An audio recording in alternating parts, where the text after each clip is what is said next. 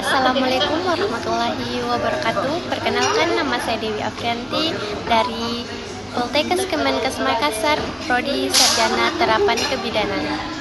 Di sini saya akan mempresentasikan tentang sejarah perkembangan bahasa Indonesia.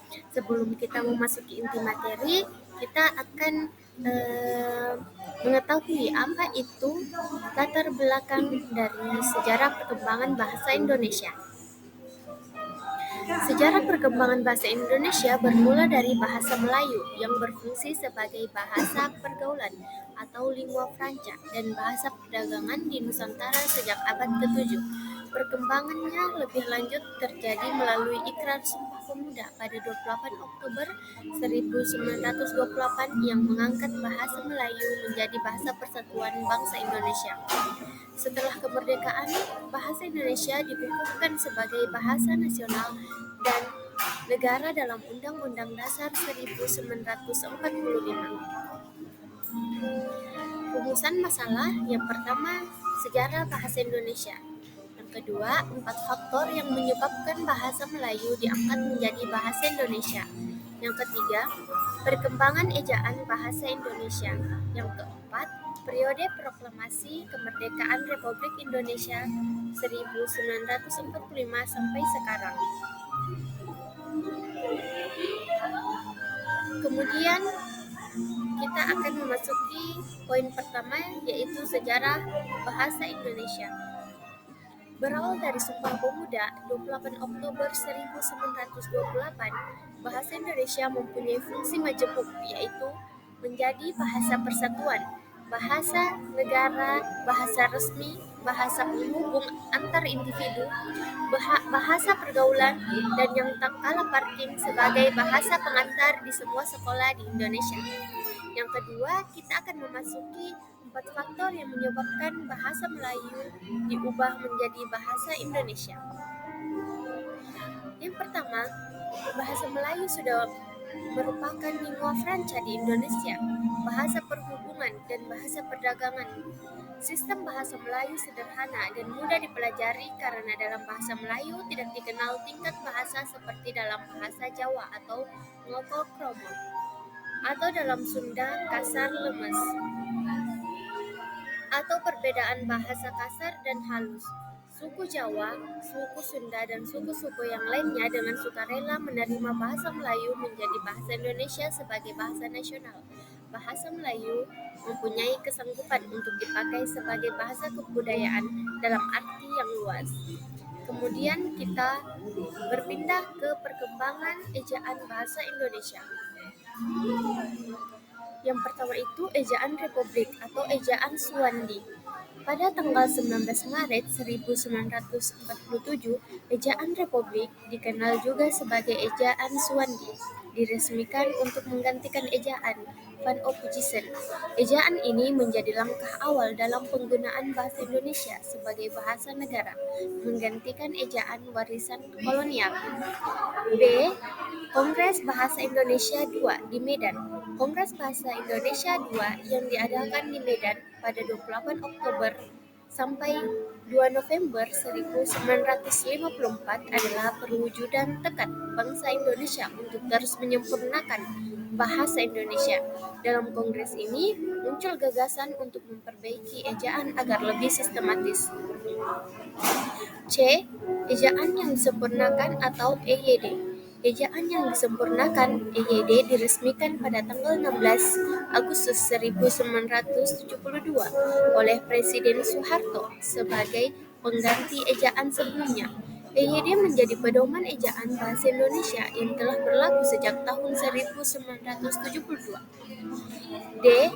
Menemui berbagai kesulitan seperti kurangnya kata dan istilah yang berhubungan dengan iptek, kurangnya penelitian bahasa Melayu, kurangnya buku-buku iptek dalam bahasa Indonesia, pedoman umum pembentukan istilah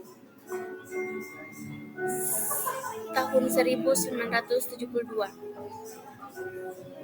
E. Kongres Bahasa Indonesia III pada 28 Oktober sampai 2 November 1978 di Jakarta. Hal ini merupakan peristiwa penting peristiwa penting sebagai bangsa Indonesia untuk terus berusaha memantapkan kedudukan dan fungsi bahasa Indonesia. Sejak saat itu, Kongres Bahasa Indonesia dilaksanakan setiap 5 tahun sekali. Kemudian kita memasuki eh, periode Proklamasi Kemerdekaan Republik Indonesia tahun 1945 sampai sekarang. Nah, periode proklamasi kemerdekaan Indonesia sejak 17 Agustus 1945 hingga saat ini terbagi dalam beberapa fase utama. Yang pertama, masa perjuangan kemerdekaan 1945 sampai 1949. 17 Agustus 1945, Indonesia memproklamasikan kemerdekaannya melalui pembacaan teks proklamasi oleh Soekarno dan Muhammad Hatta.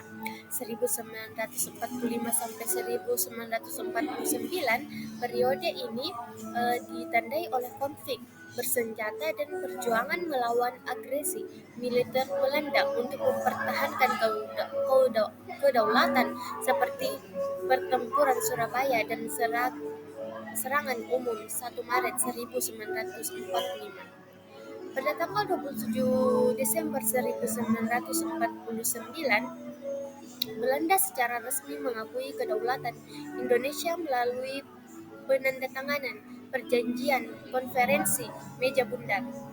Yang kedua, masa revolusi atau Orde Lama. Pada tahun 1949 sampai 1966, 1950, Indonesia memberlakukan Undang-Undang Dasar sementara 1950 menggantikan Undang-Undang Dasar 1945. 5 Juli 1959, Soekarno mengeluarkan dekret presiden yang kembali memberlakukan Undang-Undang Dasar 1945 sebagai konstitusi negara. 30 September 1965, peristiwa G30S terjadi yang menyebabkan perubahan besar dalam pemerintah Indonesia. Pada tanggal 11 Maret 1966, Soekarno mengeluarkan Super Semar yang memberikan kekuasaan kepada Soeharto yang akhirnya menjadi presiden menggantikan Soekarno. Selanjutnya kita memasuki poin periode proklamasi kemerdekaan Republik Indonesia tahun 1945 sampai sekarang. Ini masih ada lanjutannya. Yang ketiga dan yang keempat ada masa Orde Baru dan masa reformasi. Nah, periode ini dimulai dengan pelantikan Soeharto sebagai Presiden Republik Indonesia. Masa ini diakhiri dengan runtuhnya Orde Baru pada tahun 1998. Masa Orde Baru 1966 sampai 1998. Yang keempat, masa reformasi pada tahun 1998 sampai sekarang. Periode ini dimulai setelah runtuhnya Orde Baru pada tahun 1998, ditandai dengan adanya tuntunan reformasi dan perubahan sistem kenegaraan di Indonesia. Setiap tanggal 17 Agustus menjadi momentum penting bagi masyarakat Indonesia untuk memperingati dan merayakan Hari Kemerdekaan. Nah, itulah poin-poin yang sudah saya jelaskan tadi. Sekarang kita memasuki kesimpulan. Kesimpulannya yaitu bahasa ini berasal dari bahasa Melayu yang berfungsi sebagai lingua franca atau bahasa pergaulan di Nusantara, kemudian diangkat sebagai bahasa persatuan pada Sumpah Pemuda 1928 dan diakui sebagai bahasa negara serta identitas bangsa Indonesia secara resmi.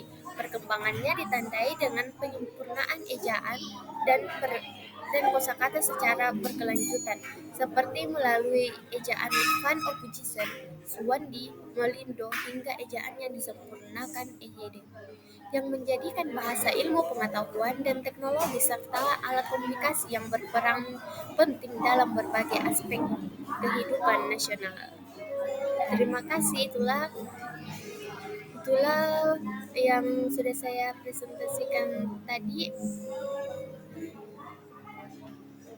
Terima kasih. Jika ada kekurangan kata, mohon dimaafkan. Wassalamualaikum warahmatullahi wabarakatuh.